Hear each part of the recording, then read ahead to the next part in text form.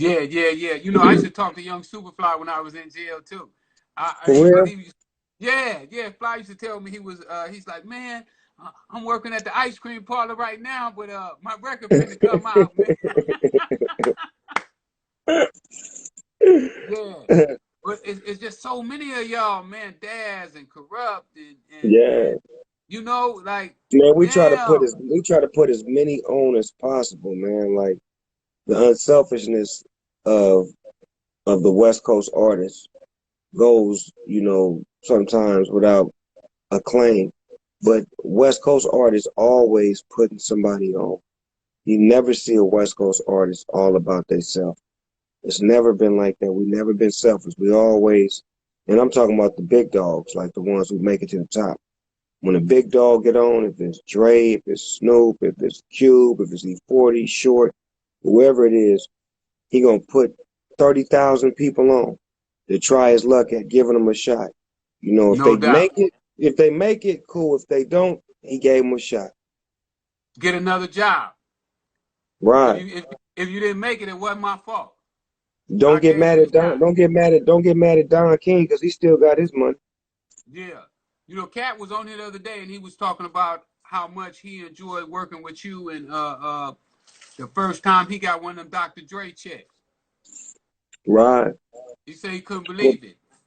well, Battlecat is a true soldier, man. Like he been really putting in work for the coast for a long time for the culture, and he's one of the guys I really go to when I need that thing. When I need one of them do it floors, I'm quick to call him. Even if I get a track from somebody else and the track is banging, if I feel like Battlecat can add something to it, I have him mix it and add some shit to it, just because I feel like he knows how to capture the tone of Snoop Dogg, the whole essence of the track. Yeah. Battlecat, that West Coast sound is just crazy. You know, from that banging on wax to the Come on, nigga, that banging on wax was hard. The blood, I always tell a nigga the blood side was way harder than the Crip side. They must have cornered you, nigga, and made you. Yeah, them niggas all the yeah. heat. Them niggas shit was banging. Uh now when you did your first tour, what was that like? Mm, it was crazy because we went overseas.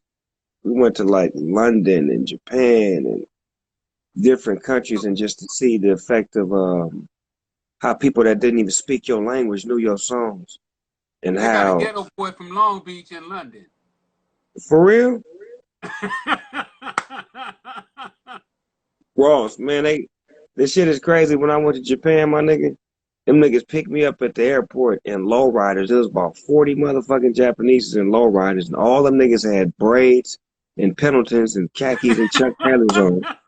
So I swear to God, nigga, them niggas was West Coast the fuck out. I was like, damn, this shit rubbed off like that. Wow. That shit had to be just like mind blowing, man. For a It youngster is, man. from To from what come from East from Side Long Beach, to come from East Side Long Beach, and to know that your influence has traveled way to Japan, to where you see 17-year-old Japanese kids don't speak no English with a Snoop Dogg tattoo on his arm, know all the words to my song, then the motherfucker don't even know how to ask me for an autograph at the end. yeah, we I could just imagine, man. You got to take me on one of them trips with you, man. When you do that, man. Man, You know I ain't as soon as we're able to fly to friendly skies, we out. Japan. I don't You know gonna take about you. me? We gotta make sure they straight over there first. We gotta make sure every country is straight Oh before yeah, we able to rock and roll because of the COVID. You know what I'm saying? Once we make sure everybody is straight, then we get to it like we do it.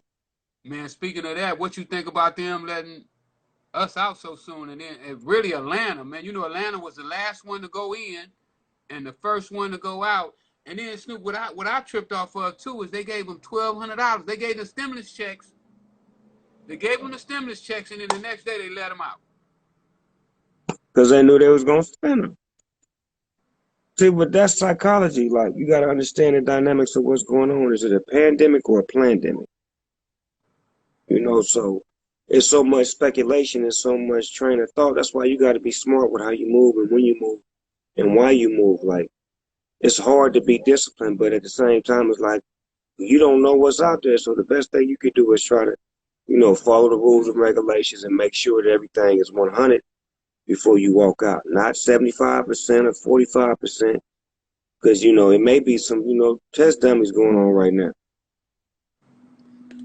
Now, one of the biggest accomplishments that I saw you do, man, is as far as business goes, is hitting that ball out of the park with Martha Stewart. How you pull that one off, homie?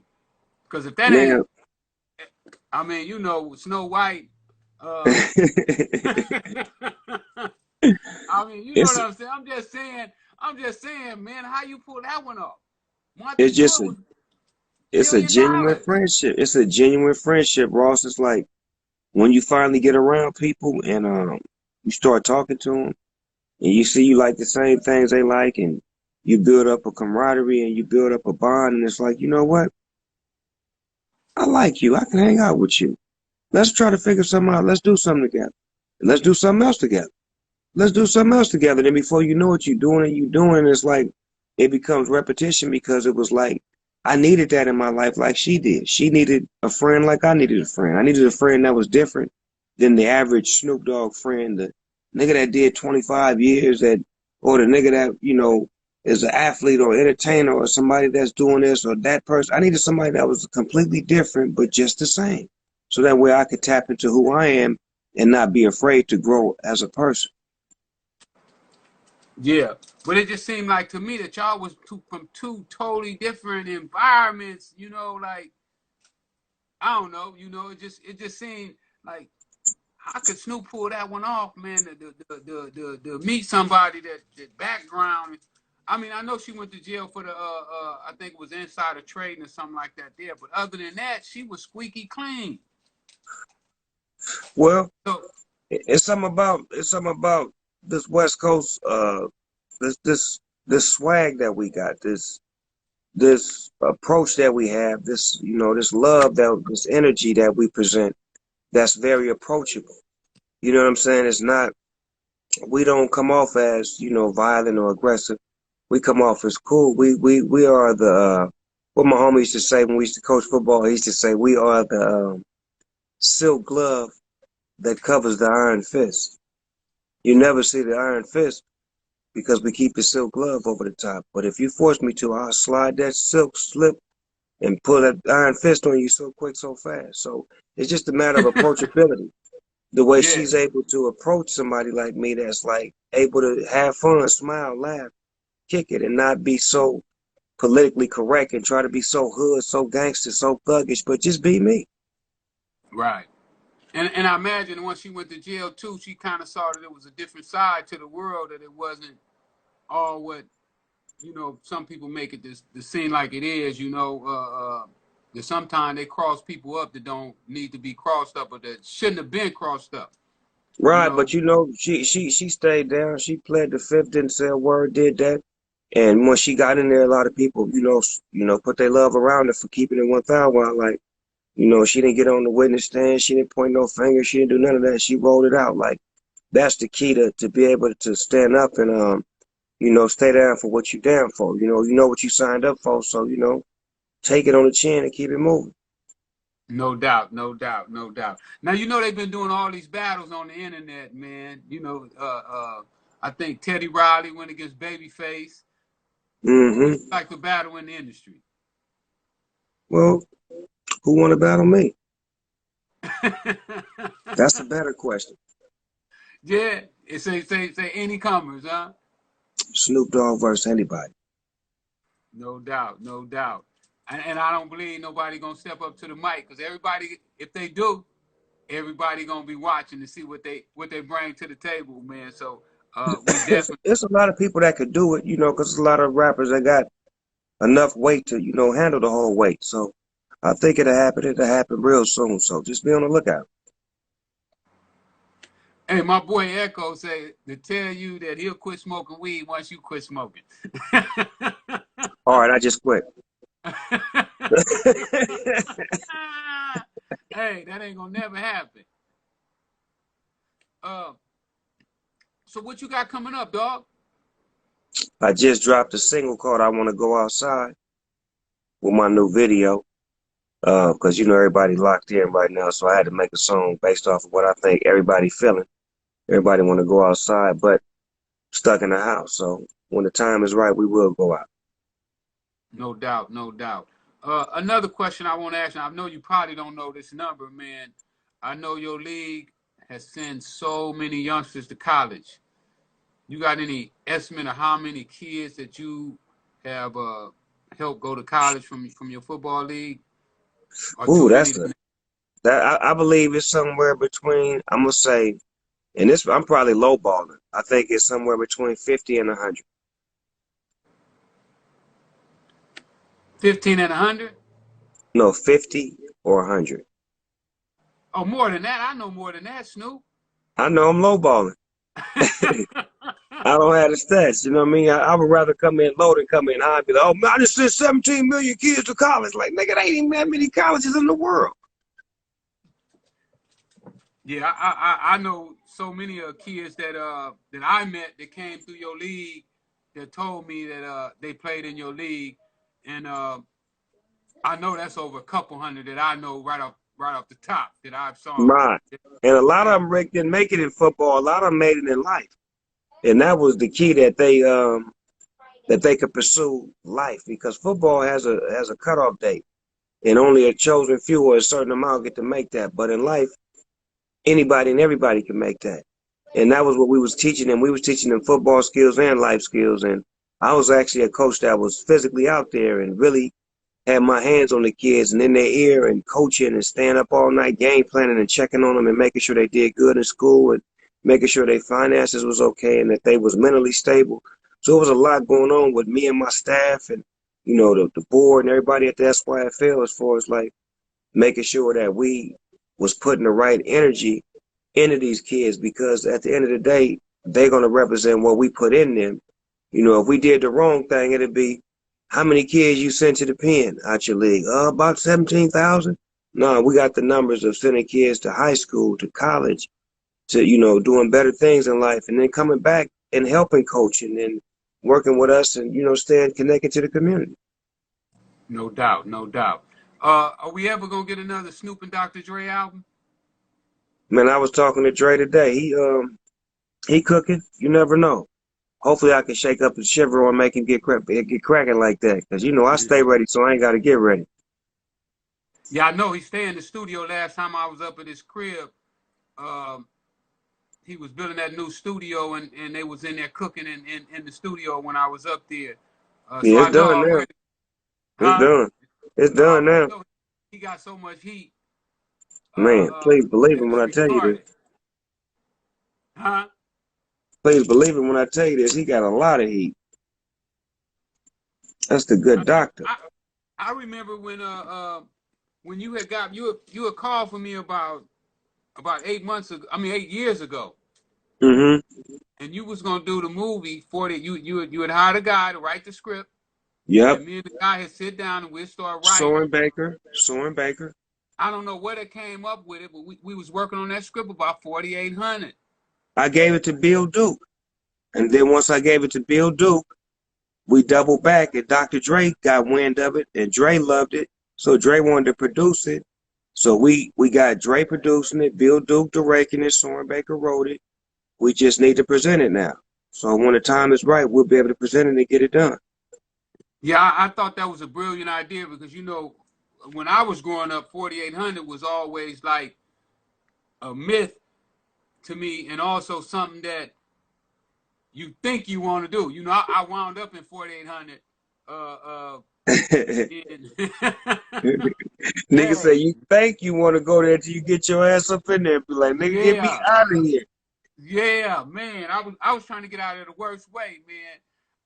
They That's was the never. worst. See, what niggas don't know was that was the worst of the worst. That's what the hardest of the hardest. The worst gang members from every Crip hood was in that motherfucker thrown in there, sandwiched together, and it was they made their own motherfucking rules. And the police put me in there. I had that task force that was the freeway task force, crooked motherfuckers, plant Mm. dope motherfucker beat me. All them scars in my head, it come from a flashlight therapy. You know, that ain't with nobody on the street hit me in the head with no No, flashlight. that's all police work right there. That was all police work. And what they did is they threw me in 4800 and thought I was gonna get served up in there, but But they didn't didn't know know that you was connected with every Crip nigga in there because you everybody, served everybody, nigga. You was the everybody. one, not the two. What the setup do, nigga? They gonna set up Ross, nigga. Get out of here with that shit. Hey, Yeah, hey, but see, look, I niggas was don't understand the triggeration that niggas had to go through being locked up. Like niggas is weenies nowadays. They don't understand that being locked up and being from a certain neighborhood or a certain city, you couldn't even run from it. Niggas would call you and be like, "No, come from the hood. He got to come up in here." and they Like, grabbing you. yeah, you can't even walk the main line. It wasn't no regular shit like that. Nah.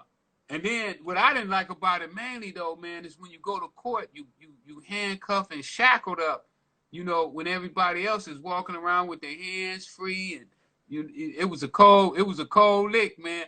But what I did like about it is when you made the trustee, you got to visit all day long. So, you know, I would stay in Lord the visiting mercy. room some days all day. Nigga was eating Uh, that good food, eating them good burritos out there. Them stuffed burritos, and they eat hey, good. Snoop, they was cooking off the bed. They had took the bed and made bonfires up on the bed and was cooking hamburgers. Like, I ain't never seen nothing like that. Hey, Was the hamburger good? Was it good though? I didn't eat that shit, Snoop. I'm gonna be honest with you, man. I just couldn't see eating off no bed. I still, you know, I was still fresh off the street. So I was like, man, I just come from Tony Romo's, man, on the bed, man. What year did you start eating that shit? How long did it take you to break down and be like, you know what, fuck it, cuz, let me get a piece of that hamburger? You know, it don't take but a month or two. You know, you get hungry up because you know in there they used to give you what they call the juju ball, where they take Oh, when they everything put all that shit together? in one ball. And, Oh, bruh. And just and give you that to eat? that's your meal. Either you eat that or you die up in there. What You about a know, store? You couldn't get no corn nuts and no motherfucking beef well, you know, jerkies? back then, yeah, they had that, but the store was just all garbage. You know, wasn't nothing. You know, wasn't nothing nutritious. You know, you gonna really, you know, tater chips. You know, I think they had sodas then, but it wasn't nothing where you could really like feel like you ate a real meal. Corn And nuts, top ramen. when I was in there, they had a riot. You know, the '60s took off on the police in there one day in the chow hall, and man, it was ugly up in there. You know, they coming in Chaos. with the riot gear and everything, and locked the whole 60 section down. Uh, PD Wack was in there, Big Cat. Uh, it was crazy, but it ain't no place. But that movie, I do feel like that movie need to be done. When you hit me and told me about it, I thought it was something that definitely should be put together. So I hope that we still put that thing together, man. That's a done data, and much respect to Petey Wack and motherfucking Big Cat. Both of them niggas fuck with me when they was on the streets. And both of them niggas riding with us, you understand me? And his little brother Mustafa. For sure, for sure. Is it anybody in the industry that you would work with, that you want to work with, that you haven't worked with already? I mean, you don't already work with some of the greatest in the business, but maybe it's somebody with some talent that no nobody know about, that you feel if you and him put your heads together or her, that it would just be like, ooh wee. A new artist, I like Snow Allegra. She's dope. Snow Allegra. She got some dope ass music. And then as far as like uh somebody that I really been wanting to work with for a long time, Sade. I'd love to do a record with Sade. Oh, that would be dope. That would be Right. Sade just dope. That's She what I'm from that saying. So era. real smooth and pocket. You know what I'm talking about? Yeah, she from that era that she can't miss. I don't think Sade ever missed. Man, you know, Never. a couple weeks ago, man, I get a call, right? And it's from your son. For real? Yeah, you know the one that used to play football? For real. Dirty deal. Yeah, yeah, he told me, he said, He a man, filmmaker now. he said, I'd rather make films than play football. I say, you know what, nephew? I don't blame you.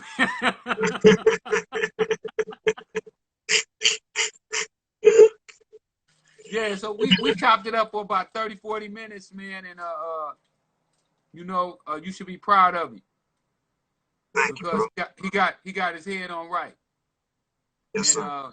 and you know he want to make you proud. So Yes, sir. be looking for some great things to come from him. Uh, he seems like he's a hard worker, and he tries to get to the bottom of everything that he get to. You know, he got your brother-in-law to talk, so you know how That's why hard that. I was like, damn, cuz I don't know how you did that, cuz he old school. You know, old school niggas don't have nothing to say.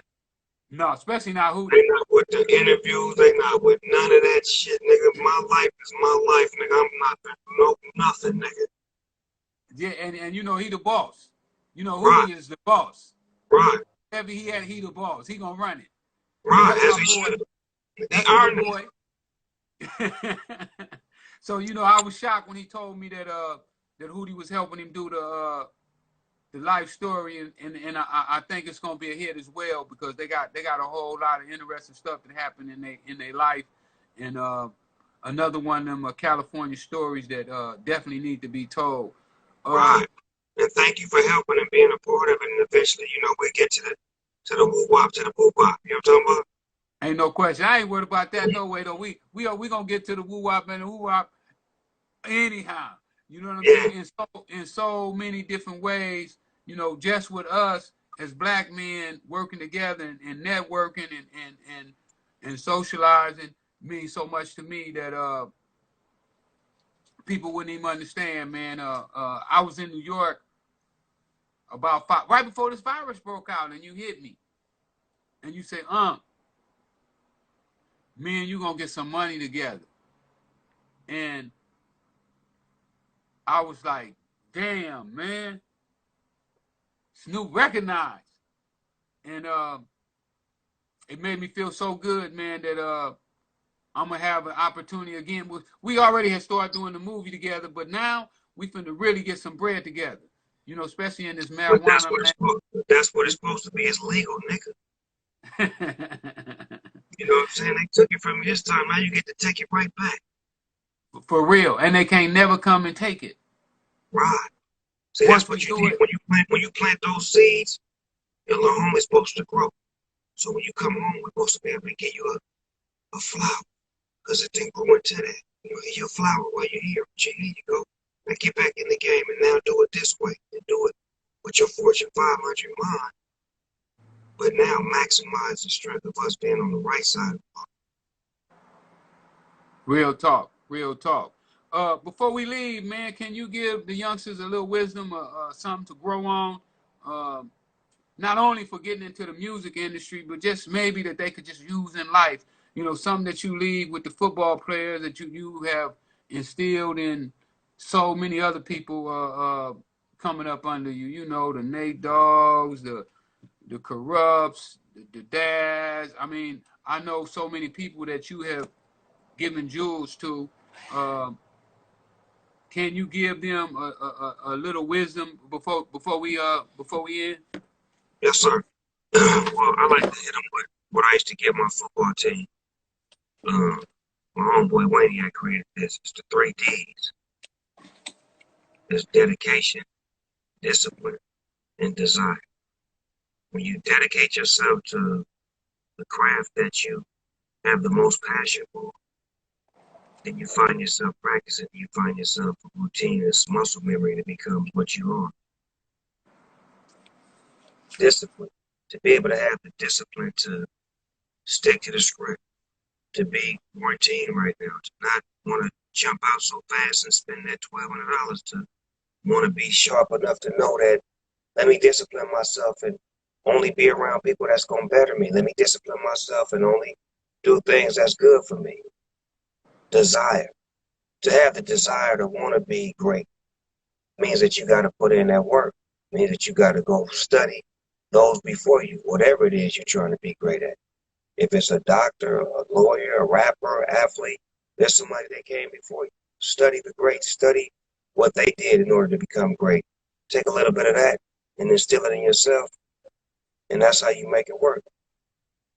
No doubt. Dedication, discipline, and desire. Thank you for that, dog. I wanted to show you. I know you ain't seen my marijuana products, but I had to show Oh, it to you. well, send mine's over here, man. I'm waiting. I'm gonna bring it to you. I'm gonna bring that to you. I'm gonna get that book to you. You know, you ain't saw the 21 Keys. It's my new book.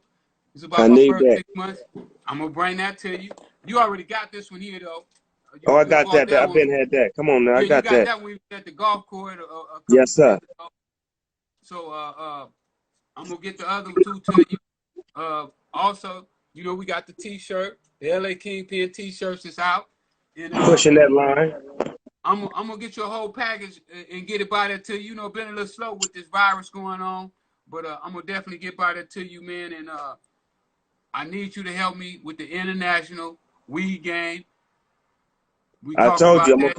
I'm Pablo Escobar on this shit for you. I got All right, all right. Hey, get a whole family my regards. You know, right uh, back at you. got that, and you know, man, let's put our heads together when this thing in, and let's take over this weed business, man, and make a couple $1 billion. Let's get it, man, while the getting is good. Thank you, baby. I Love appreciate you. you, OG. I love you, cuz. One love. Thank you, OG.